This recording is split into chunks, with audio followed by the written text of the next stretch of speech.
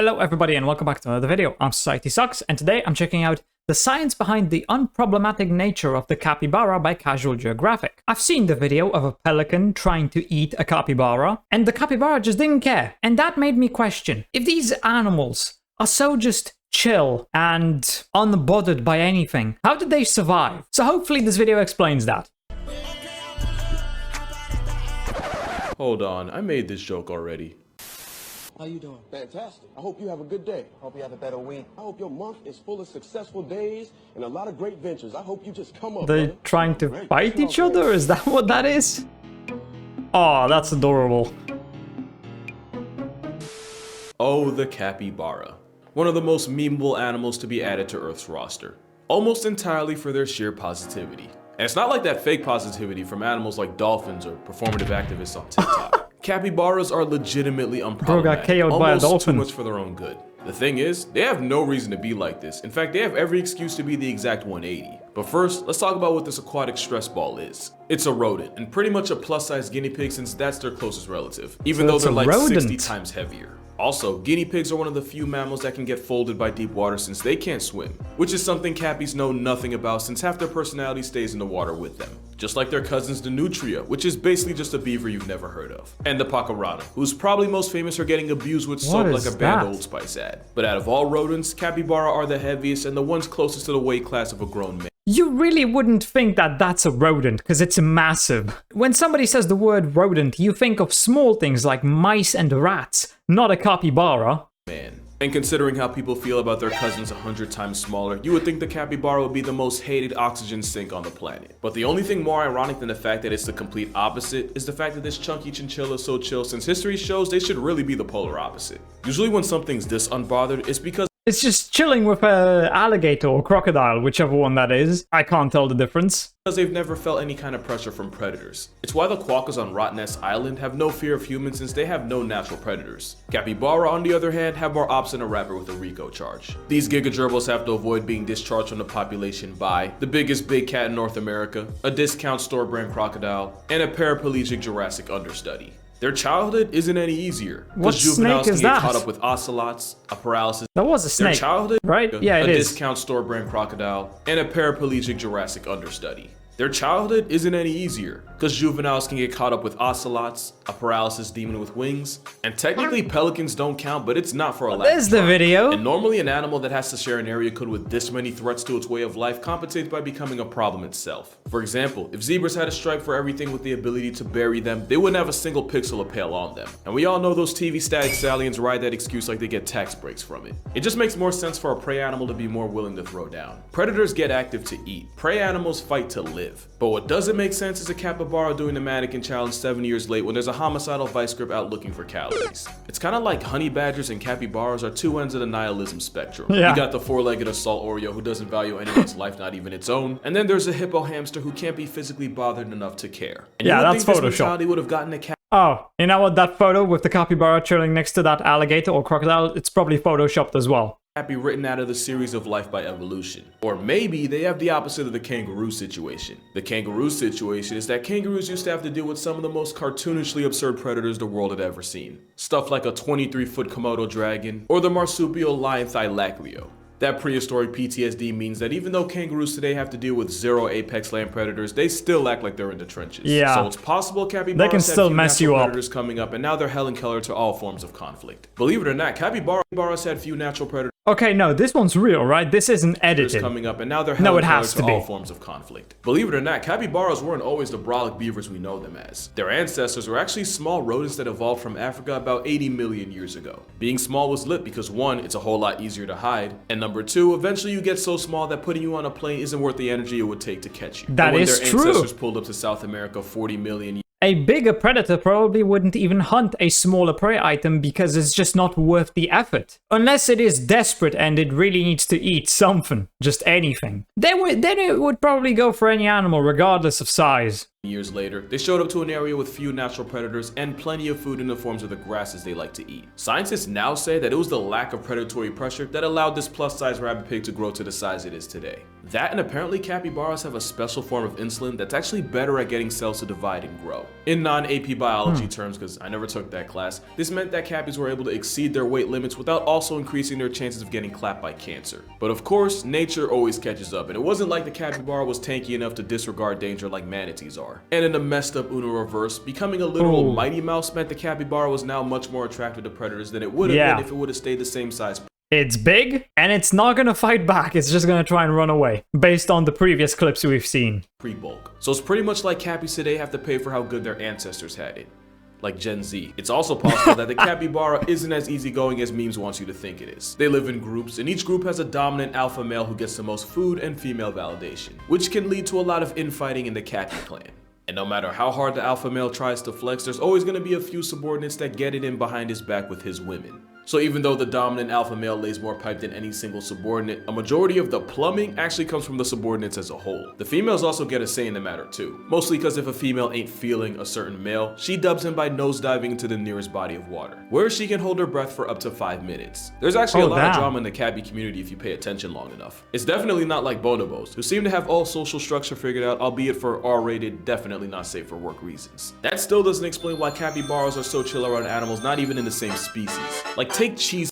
That still doesn't explain why capybaras are so chill around animals not even in the same species. Like take Cheesecake, for example. Cheesecake was a capybara who was rescued and sent to live in a refuge for neglected and abused animals. But since she was only a baby at the time, she spent a lot of time living with the sanctuary's founder alongside her many dogs. And in typical cappy fashion, Cheesecake became one of the dogs, eating, sleeping, playing, and pretty much doing everything else in between with them. Eventually, she would be promoted to the de facto foster mom for any abandoned puppies coming through the sanctuary. She would regularly adopt a family of abandoned puppies and raise them like her own blood. She would even discipline her pups if they ever got too out of line. Cheesecake was basically a Mother Teresa for terriers. And I mean, yeah, that kind of stuff can happen when you have two different animals growing up with each other from when they're young.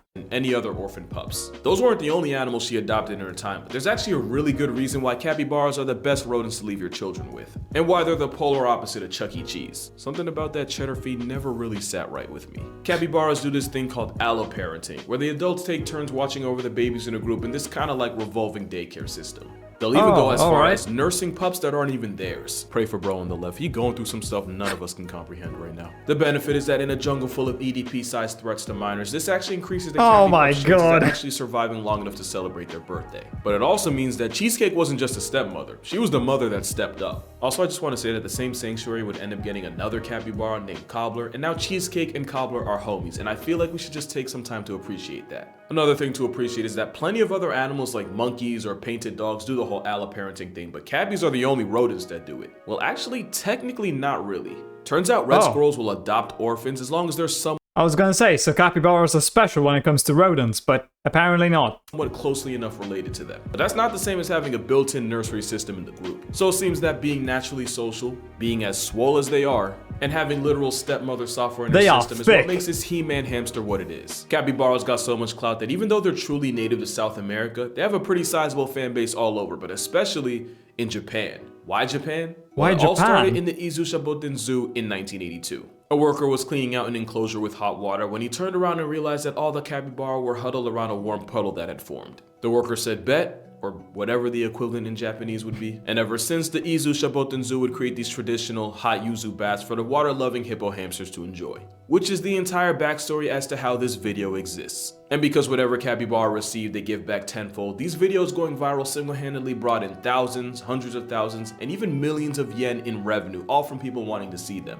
Meaning it is scientifically proven, 100% non-refutable, that capybaras are good for the economy. If your country's currently in a recession, think to the last time you saw a capybara hot tub party. If you can't remember, then I think you found your problem. We don't need stimulus. If your economy is crashing, just get capybaras. That's why there are entire websites dedicated to finding the closest capybara in your area. So if I ever post a picture of me and a capybara with no context, this is the context. Capybaras are such an unlimited serotonin hack that naturally people are gonna ask if they're good pets. And my answer is, yeah, they'd probably be good pets. Can you legally own a capybara though? I feel like you would need some sort of certification because this isn't really like a normal animal like a dog or a cat. Question is, would you be a good owner? Here's why you probably wouldn't. One is that they poop.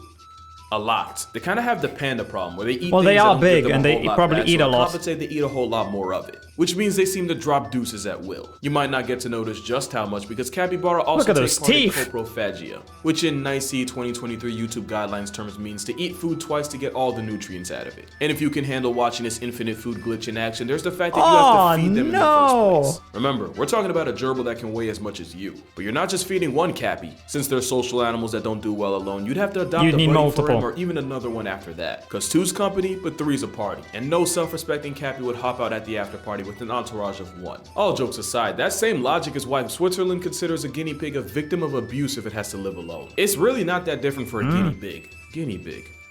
I should have used that from the beginning. There's also the fact that since half their life involves water, you're gonna have 24-hour access to anything the capybara can at least wade in. And yeah, keeping one of these, well, you wouldn't be keeping one, you'd be keeping multiple, would definitely be very expensive and you'd need a lot of space for it. And yeah, cleaning up the poop is definitely going to be a task. Before you say bathtub, just remember that most of their backdoor business happens while they're in the water, so you might want to rethink that. But the best reason why you might want to hold off on adopting a walking coconut, it's still a wild animal. Don't let the memes get it twisted. Yeah. Despite all the hype, they're still very much capable of those chompers could hurt you.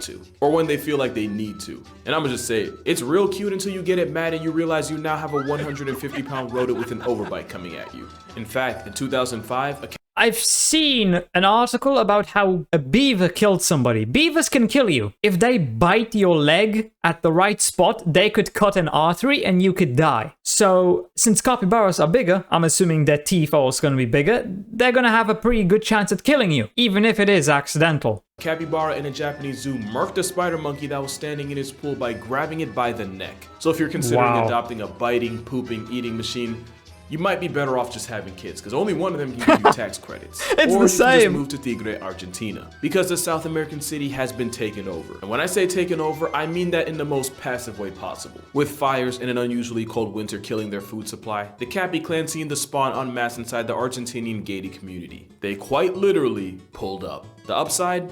Free lawn control. The downside is these deer rabbits marrying the problems of the two animals in one package. They destroy gardens and leave behind Hershey kisses, while also becoming a danger to everyone on the road. Yeah, there driving would suck. There are also reports of capybara running fades with pet dogs. Although to be fair, the dogs probably started it. But there is another bright side if you want to look at it that way. The biggest threat to a capybara isn't a jaguar or a caiman. It's actually humans who have historically hunted them for their meat and for their hide to turn into leather. We're their biggest op by far, and if they decide to take back what's theirs, I'm not going to be mad at it. And the fact that they're doing it to a gated, rich community, there's a moral in there somewhere. But that's going to do it for You know what? It's a gated, rich community. I don't feel that bad. They need some problems to deal with, okay? This video. For more consistent uploads, be sure to check out my TikTok and Instagram. I try to post daily on both. And if you'd like to support this channel beyond subscribing, also consider becoming a patron on Patreon. I mean, look at him. He's just enjoying life. Because honestly, you watching a video this far is actually more than I can really ask for. Got a whole lot of video ideas I want to get out for the new year. So as always, drink water, hug your mother,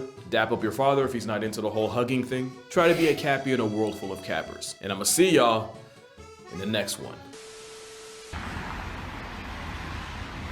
That's a lot. Ah lá, Lorenzo. Tem que pedir pro carro parar, pô. Eles vão parar. Ah, eu não tô acreditando. I mean, just let them pass. And then just keep traffic going after they're already on the other side. They're actually not that slow.